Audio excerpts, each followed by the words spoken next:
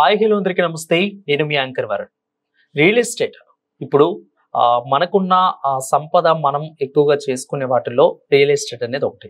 So ఇలాంటి real estate లో ప్రస్తుత కాలంలో హైదరాబాద్ లో అదేవిధంగా తెలంగాణ రాష్ట్రంలో రియల్ ఎస్టేట్ లో మనం పెట్టుబడి ఇన్వెస్ట్ చేస్తే ఎలా ఉంటుంది? సొంత ఇంటి కళ అనేది ప్రతి ఒక్కరికి కూడా అదొక గిఫ్ట్ లాంటిది. దాన్ని మనం సంపాదించుకోవడానికి, సొంత ఇంటి కళ నెరవేర్చుకోవడానికి చాలా కష్టపడతా ఉంటారు. సో ఇది రియల్ ఎస్టేట్ రంగంలో సాధ్యమవుతుంది. రియల్ ఎస్టేట్ రంగాన్ని నమ్మి మనం ఇన్వెస్ట్ చేస్తే మన భవిష్యత్తు ఎలా ఉంటుంది, ఎలా ఉండాలి అనేది కూడా మనతో పాటు ఇప్పుడు వివరించడానికి మార్కెటింగ్ డైరెక్టర్ డాక్టర్ భరత్ గారు మనతో పాటు ఉన్నారు. నమస్తే భరత్ గారు. నమస్తే అండి సార్. ఎలా ఉన్నారు? గుడ్ అండి. మీరు ఎలా ఉన్నారు? రీసెంట్ గానే విన్నాను డాక్టరేట్ కూడా ఆగస్ట్ 2nd వచ్చిందంట. ఫీల్ అబౌట్ చాలా చాలా హ్యాపీగా ఉంది. సో దాని గురించి ఫస్ట్ చెప్పండి, ఎలా సాధ్యమైంది మీకు డాక్టరేట్ ని సాధించడం? యాక్చువల్లీ రియల్ ఎస్టేట్ ఫీల్డ్ ఈ ప్రొఫెషనల్ లో దాదాపు 7 సంవత్సరాల ఎక్స్పీరియన్స్ ఉన్నది నాకు. సో ఈ 7 సంవత్సరాల ఎక్స్పీరియన్స్ లో నేను ఎప్పుడు కూడా కస్టమర్ కి బెటర్ సర్వ్ అనేది చేశాను. ఎప్పుడు కూడా కస్టమర్ తో నమ్మకాన్ని సంపాదించుకున్నాను. కాబట్టి దాదాపు 5 నుంచి 600 మంది నాకు హ్యాపీ కస్టమర్స్ ఉన్నారు. 500 నుంచి 600 మంది హ్యాపీ కస్టమర్స్ ఉన్నారు. సో అంతమందికి కూడా నేను పర్ఫెక్ట్ గా నేను సర్వ్ చేయడం జరిగింది.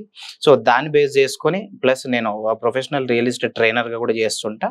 సో ట్రైనింగ్ ప్రొఫెషన్ కూడా మార్కెటింగ్ ఫీల్డ్ లో ఉన్న వాళ్ళకి, కొత్తగా రియల్ ఎస్టేట్ చేయాలనుకునే వాళ్ళకి, కొన్ని కంపెనీస్ లో మార్కెటింగ్ స్టాఫ్ ట్రైనింగ్ ఇవ్వడానికి వెళ్తుంటాను.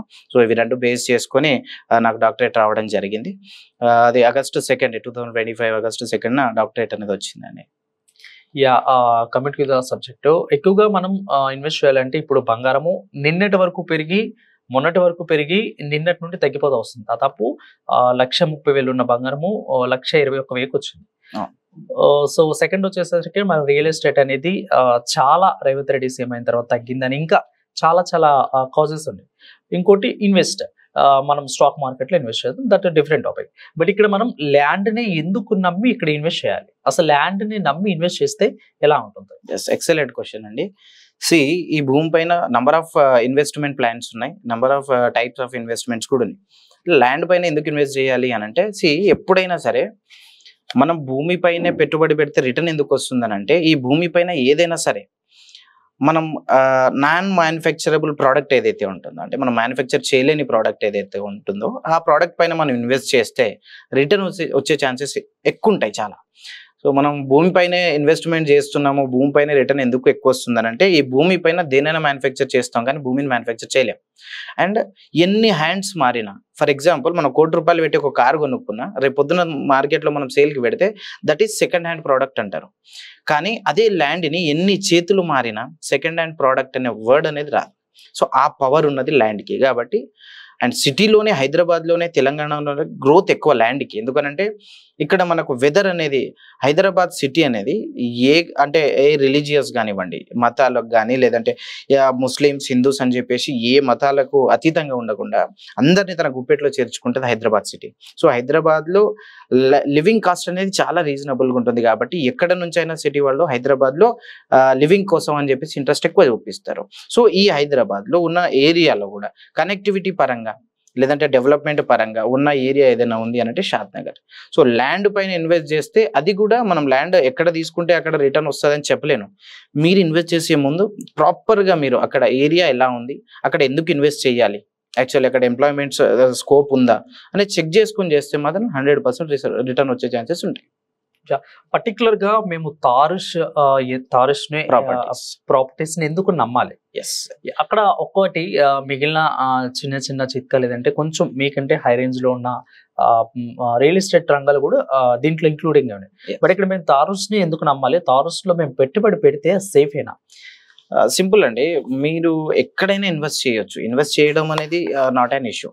బట్ ఏంటనంటే, రేపు పొద్దున మీకు ఏ ప్రాబ్లంలో ఉన్నా, ఫర్ ఎగ్జాంపుల్ ప్లాట్ తీసుకున్న తర్వాత రీసేల్ ఏదైనా ప్లాన్ ఉంది, మీది రీసేల్ చేయాలనుకున్నప్పుడు ఇక్కడ ఏముంటుందనంటే, అన్ఎక్స్పెక్టెడ్గా మీకు ఏదో యాక్సిడెంటల్లీ ప్లాట్ మీరు సేల్ చేయాలనుకున్నప్పుడు వేరే వాళ్ళది ఎలా ఉంటుందో తెలియదు. బట్ మన దగ్గర ఏముంటుందనంటే, నా దగ్గర ఇప్పుడు అరౌండ్ ఒక 13 నుంచి 1,400 మెంబర్స్ టీమ్ ఉన్నారు present working in my organisation.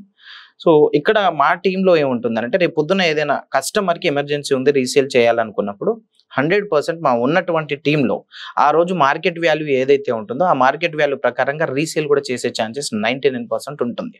As well as లీగల్గా మనం ఏం చేస్తాము అని అంటే ముందే మనం ఒరిజినల్ డాక్యుమెంట్స్ ఇచ్చేస్తాము కస్టమర్కి. అంటే no need to pay single rupee, అంటే అమౌంట్ పే చేయకముందే మనం ఒరిజినల్ డాక్యుమెంట్స్ ఇచ్చేస్తాము. ఎక్కడైనా క్రాస్ చెక్ చేసుకోవచ్చు. డాక్యుమెంట్ క్రాస్ చెక్ చేసుకున్న తర్వాత లీగల్లీ క్లియర్ ఉంది అన్నప్పుడు మాత్రమే మన దగ్గరకు వచ్చి ఫర్దర్గా ప్రొసీడ్ అవ్వచ్చు. అంతవరకు మేము ఎలాంటి ప్రెషర్ చేయము. ఎక్కడైతే క్లియర్ జెన్యూన్ లీగాలిటీ ఉంటుందో there is no need to manipulate the customer. So మనం జెన్యూన్గా సర్వీస్ చేస్తాం కాబట్టి మనం జెన్యూన్గా మార్కెట్లో ఉన్నాం.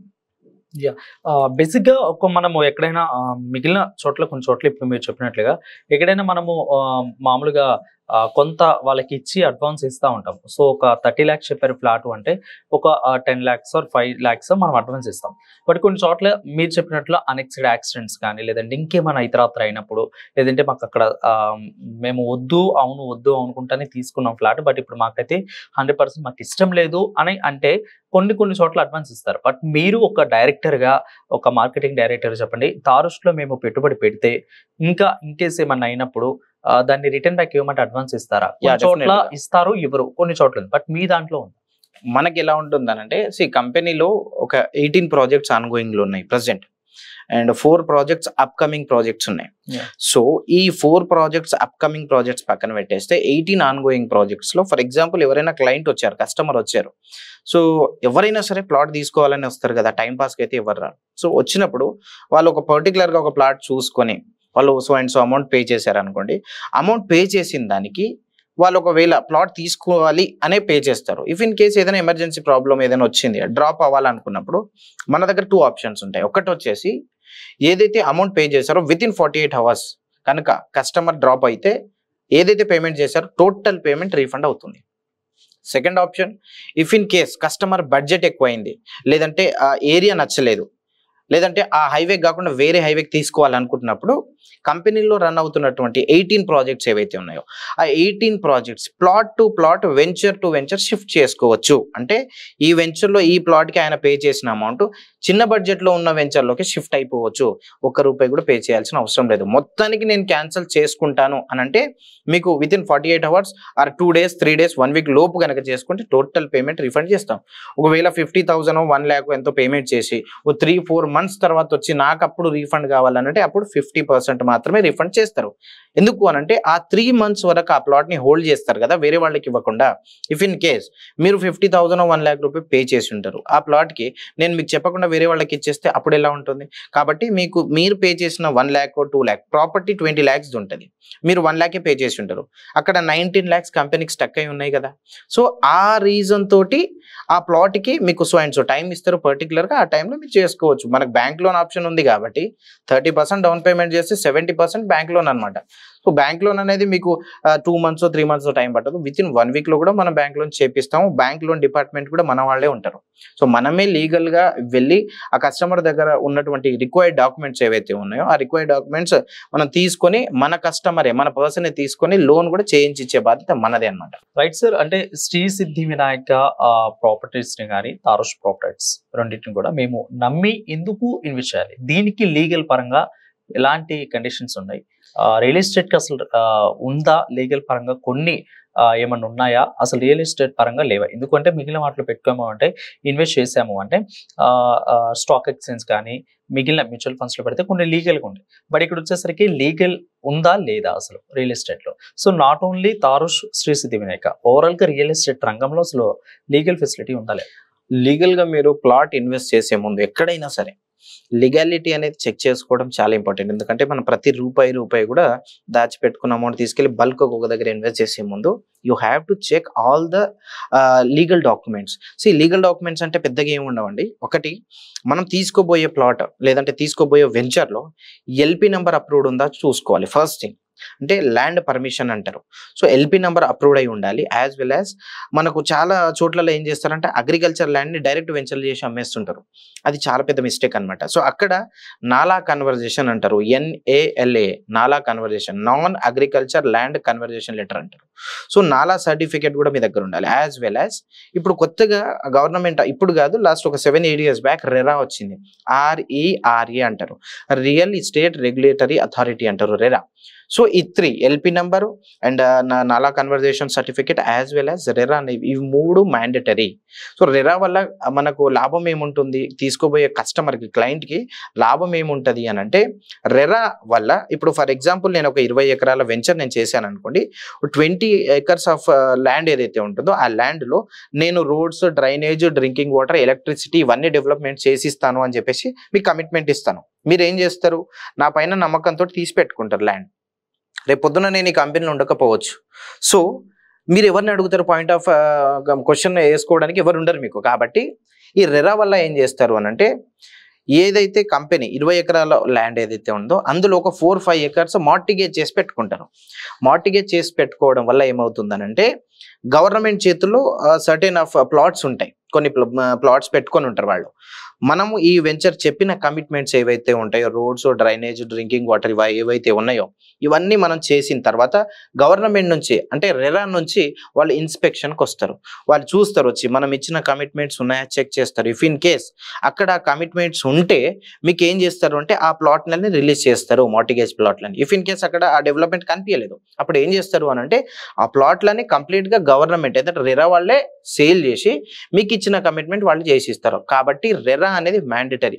మీరు రెరా ఉన్న ప్రాజెక్ట్లో, ఎల్పి నెంబర్ ఉన్న ప్రాజెక్ట్లో ఇన్వెస్ట్ చేస్తే మాత్రం బ్రహ్మాండమైన రిటర్న్స్ వస్తాయి. ఎప్పుడు కాకపోయినా ఎప్పుడైనా సరే మీకు వచ్చే ఛాన్సెస్ ఎక్కువ ఉంటాయి. రైట్, థ్యాంక్ యూ సార్, ఇంత వివరంగా మాకు చెప్పినందుకు. సో అది శ్రీస్థి వినాయక, అదేవిధంగా తారష్ నమ్మి మనం ఇన్వెస్ట్ చేస్తే ఖచ్చితంగా కూడా అది మనకి రెట్టింపు అవుతుంది. అండ్ ఇందాక మనం చెప్పుకున్నట్లు కొంతమంది అడ్వాన్స్ ఇస్తే మళ్ళీ తిరిగి ఇవ్వరు. కొంతమంది కొన్ని ఫ్లాట్స్ దగ్గర, కొన్ని రియల్ ఎస్టేట్ రంగంలో ఉంటుంది. బట్ ఇక్కడ వీళ్ళ దగ్గర ఇన్వెస్ట్ చేస్తే ఖచ్చితంగా విత్ ఇన్ 7 days లోపు మాత్రం చేసుకుంటే ఖచ్చితంగా 50% ఇస్తాము. 24 hours లో, మీరు 48 hours లో మీరు చేస్తే మాక్సిమం ఇచ్చేసేస్తామంటూ కూడా ఇంత క్లియర్ గా చెప్తున్నారు. సో అది వాళ్ళ రియల్ ఎస్టేట్ రంగం గురించి మాట్లాడుకున్నాం. సో మరిన్ని అప్డేట్స్ మళ్ళీ కలుద్దాం. అంటే దాన్ని keep watching NN Telugu News.